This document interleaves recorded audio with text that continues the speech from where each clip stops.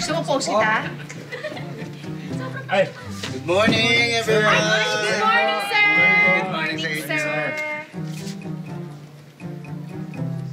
My name is Professor Arlo, also known as Professor Content sa social media. Welcome to my class. Obviously, nandito kayo ngayon dahil gusto nyong matuto kung paano maging viral content creator, di ba? Yes po. And that...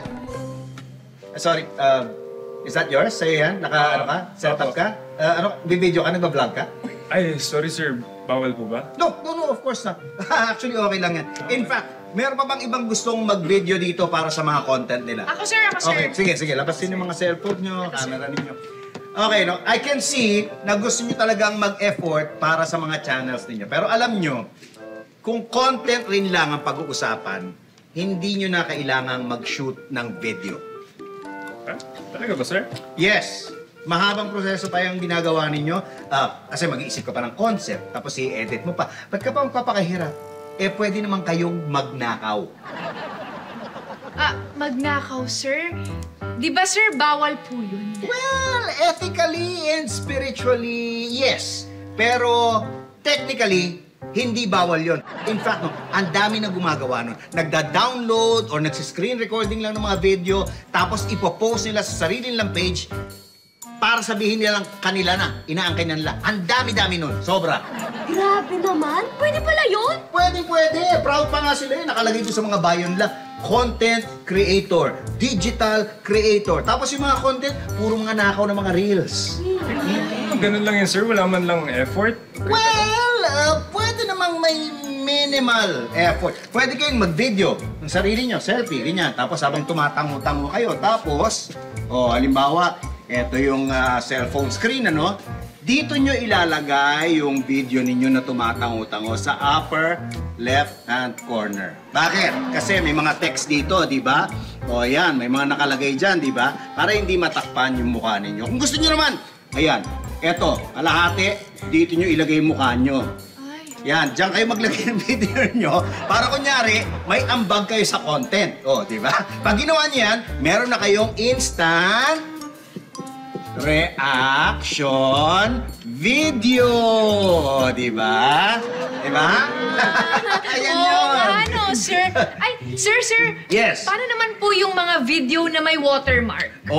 Yung may nakalagay na pangalan ng original na nag-upload. Nako, walang problema. Kung halimbawa, may watermark. Halimbawa, ako, si Professor ganyan, okay, PC, halimbawa, ganyan, may nakasulat na ganyan. Ang gagawin mo lang, tatakpan mo lang yan ang sarili mong description. Gamitin mo yung mga malalaking fonts. Tapos yung background, solid.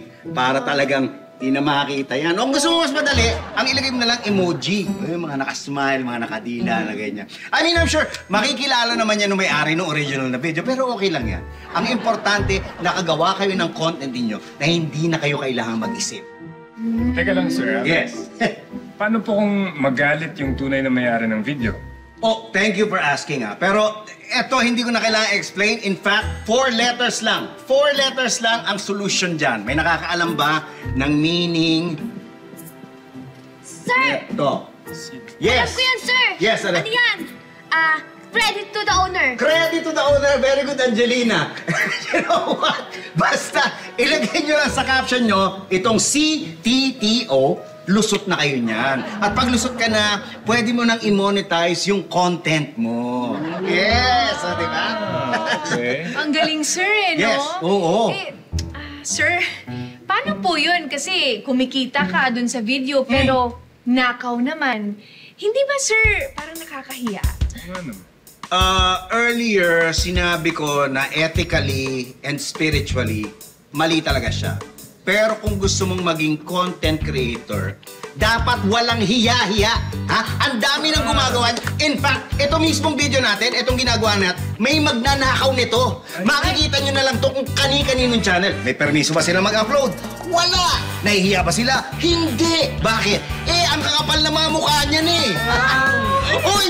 Nandiyan pala kayo. Nako, sorry, I got carried away. Pero hindi naman totoo yung sinabi ko, di ba? Gawa-gawa lang namin sa bubble gang yun, di ba? Hindi nyo naman nanakawin tong video na to, di ba? Pero kung may kakilala kayo, mahilig magnakaw ng mga videos at mag-post ng mga content na ganyan, ako, itag nyo lang sa comments namin. At i-report nyo na rin. At kung gusto nyo, don't forget to like, comment, and subscribe. Thank you for sharing!